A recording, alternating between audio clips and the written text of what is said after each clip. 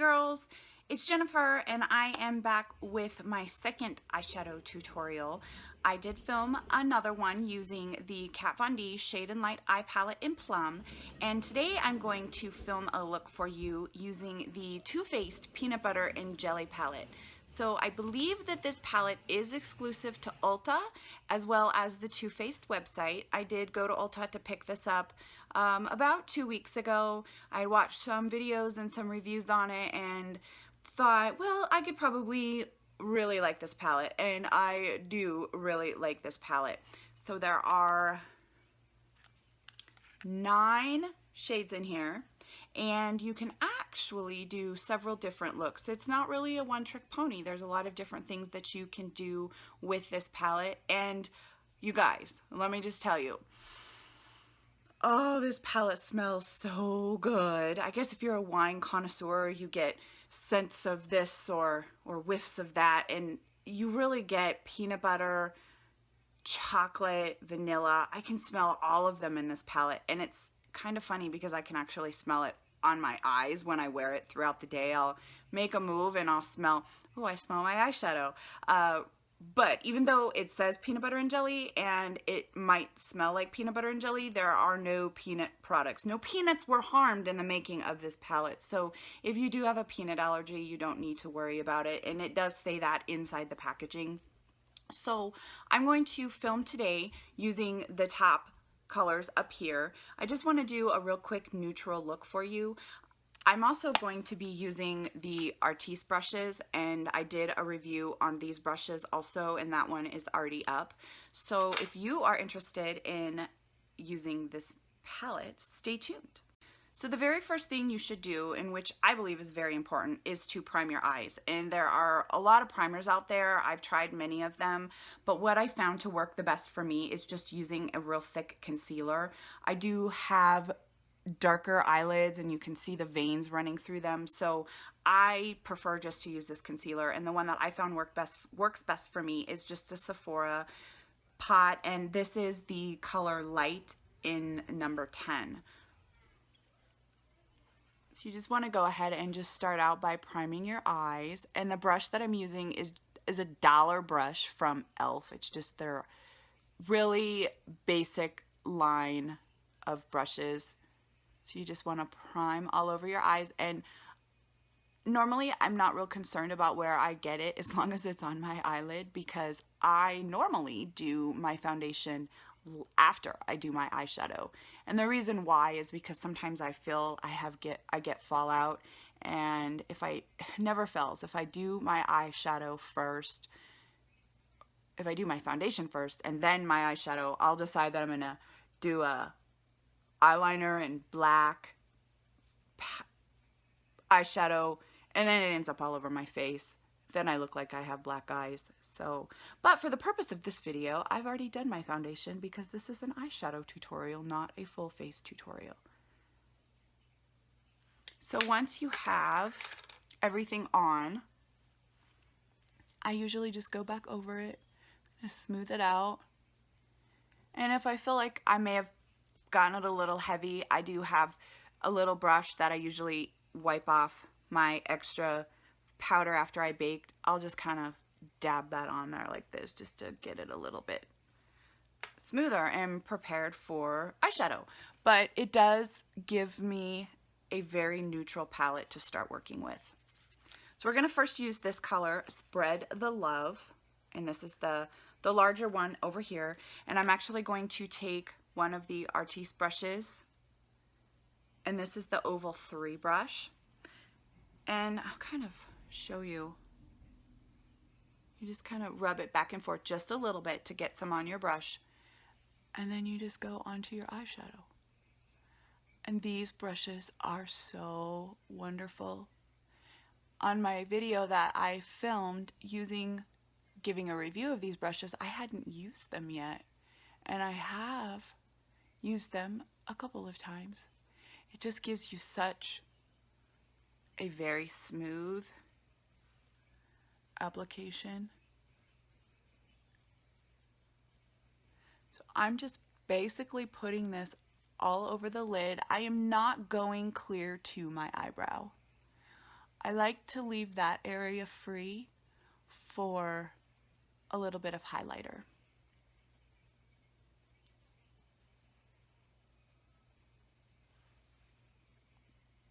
So that is done. So the next color I'm going to go in with is this one, and it's Peanut Butter.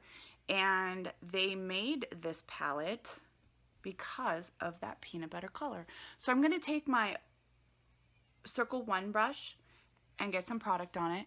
And I'm just going to go in very lightly into the crease with this brush. And this brush is so easy to work with. And it really gets your product right in the spot that you want it.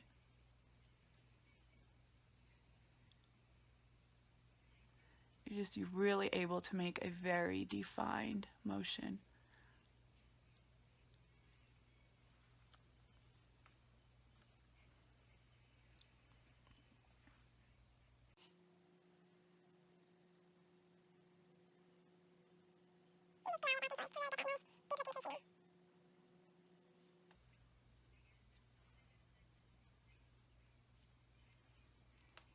Now I'm going to use the same brush, and they say that you can, and I have a dupe. There is a product that Sephora has out, and it's in a little jar, and it has something similar to this scrunchy bun material in it to clean your brushes so that you can go back over and use the same brush again. I've used it a couple times. You can kind of see the eyeshadow along here, but you just take it and brush it off, or you can use a paper towel or whatever you need. But now I'm going to go in with Peanut Butter, and I'm really going to just define that corner right there.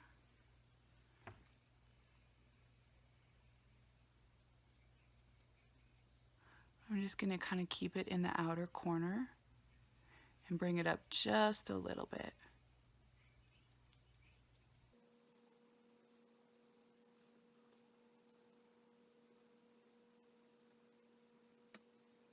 And not to fear, we will blend at the end.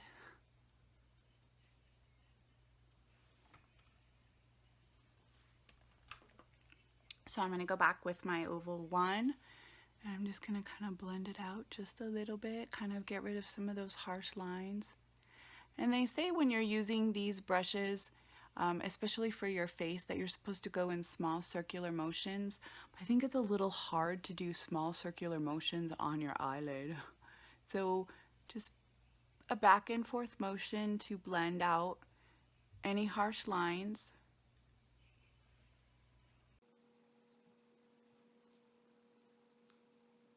Okay, so the brush that I talked about in my first review and first impressions was the Linear 1 brush, and this is the brush that I was most excited about, and rightfully so. This brush is awesome to do winged liner, top liner, underneath your lashes. So I am going to use the darkest color in this palette, and it is the Jammin color, and this is going to kind of pull a little purple, but it'll give us a little bit of extra oomph in it. So you just take the brush and rub, and I'm actually going to use this for my liner for this look. Go up underneath. You guys, look at that straight line that this gives. And I like it because you have such control with this brush.